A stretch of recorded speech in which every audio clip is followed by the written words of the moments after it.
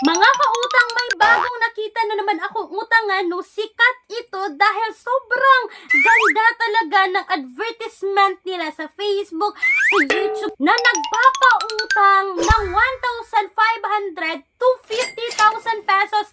Yes, mga kautang no, na up to 50,000 yung kanyang credit limit. But kayo ay first time loaner dito, magsisimula po muna sa 1,500 pesos. Hello mga kautang, welcome back dito sa aking channel. This is Clarice, ang inyong number 1.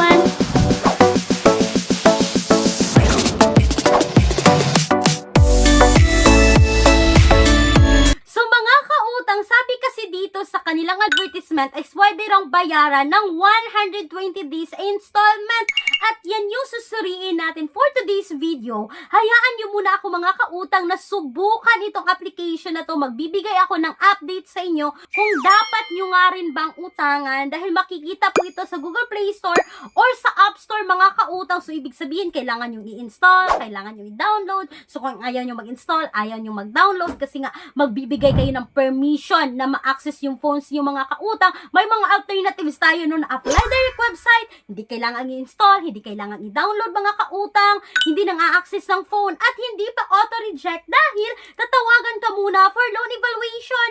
Kung kayo ba ay approve or decline dito, malalaman nyo talaga agad mga kautang. But, kahit nakita nyo yan, do a research pa rin mga kautang kung dapat nyo nga rin bang subukan. Alamin nyo muna yung interest rate kung kaya bang bayaran. Dahil ang video na to is hindi po sponsored, hindi financial advice. This is for general information purposes only. Hindi ko sinasabi mga kautang na lahat ng nabanggit ko dito is utangan nyo na agad. Dahil maski ako mga kautang, nagdo-do a research ako para hindi ako mabaon sa utang. No? Kaya ngayon, pag uusapan natin itong mga nagbibigay ng recent comment dito kay Supreme Money Cash Loan Apps na under po mga kautang ng Supreme Money Lending Corporation na nasa SEC registered but hindi submitting at hindi accessing entities sa CIC. So ibig sabihin hindi nila nakikita kung kayo ba ay may utang sa other loan company, kung kayo ba ay magaling magbayad, kung kayo ba ay may mga utang na hindi nabayaran kasi nga hindi sila submitting at hindi sila accessing entities sa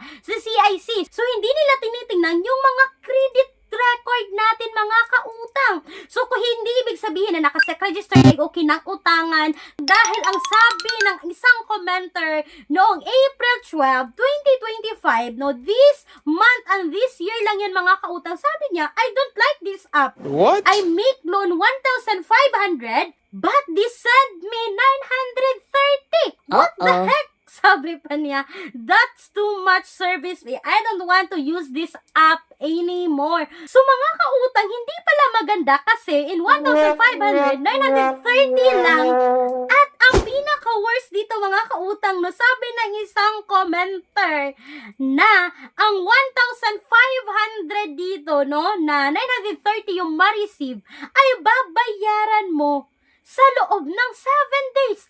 So, hindi legit yung kanilang advertisement na 120 days. Kayo mga kautang, wag agad magpapaniwala no, sa mga makikita nating advertisement sa YouTube, sa Facebook, mga niyan mga kautang. Kasi wala naman talagang utangan na nagpapautang ng 120 days pwera lang kay Mabilis Cash, which is si Mabilis Cash kapag kayo rin po ay second loaner, third loaner na dito, dyan mo pa maaabil ang kanilang 120 days. Kasi kapag kayo first time loaner dito is nasa 1 month to 3 months lang yan mga kautang. So hindi pa 120 days, 90 days lang siya no, kahit kayo first time loaner dito. So itong si Supreme Money Cash Loan Apps mga kautang, hindi ito recommended ngayong 2025 for me. Pero kung kaya nyo bayaran yung interest rate mga kautang is utangan nyo. Pero mga kautang, wag. Wag kasi mababaon lang kayo sa utang dito. At hindi lang yan mga kautang, no. Mostly sa nakita ko na present talaga na update dito mga kautang ay talagang nagpapautang, no. Legit na nagpapautang si Supreme Money Cash Loan App. But hindi siya recommended.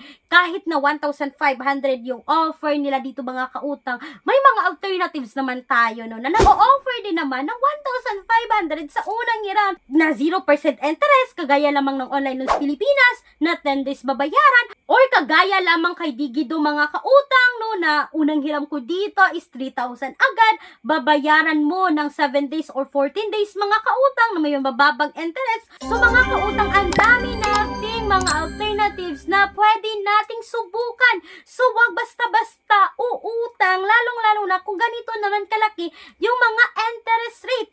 At mga kautang, speaking po talaga sa legit na naghahanap ng mga bank personal loan, yes, legit naman po always yung mga binabanggit ko ngayon dito sa video na to, na merong nagpapautang ng minimum of 20,000, maximum of 2 million pesos. Yes, bank personal loan yan mga kautang, bangko po yan. So, ibig sabihin na may mga qualifications talaga para maka-avail or maka-apply dito sa bank personal loan na to. So, mga kautang, ito lahat yung mga requirements as you can see ngayon sa screen, makikita nyo. So, kung sa tingin nyo kayo ay qualified dito, meron kayong 20,000 na monthly income mga kautang, you can email me right away, clariza@gmail.com, or pwede nyo rin akong tawagan sa aking Viber account na makikita nyo ngayon sa screen. So, mga kautang, no, para sa akin, ngayon 2025, is hindi lang dapat sana puro utang yung isa-isip natin. Maghanap po tayo ng side hustle na extra income, kasi alam nyo mga kautang, ang dami na pwede nating pagkakitaan sa online ngayon kasi high technology na yung panahon. Isang cellphone lang mga kautang, may valid ID lang kayo, pwede na kayong kumita online. So wag nyo kalimutan, no, i-visit yung 101 ways to make money online na nasa pinned comment section ng video na to. It can help us mga kautang na mabawas-bawasan yung utang natin. So sana po ay nakatulong itong quick review ngayon mga kautang dito kay Supreme, na para sa akin hindi siya recommended mga kautang, kaya wag nyo nang subukan. Once again, this is Clarice, ang inyong number 1 palautang, dahil utang is life. Bye bye bye mga kautang!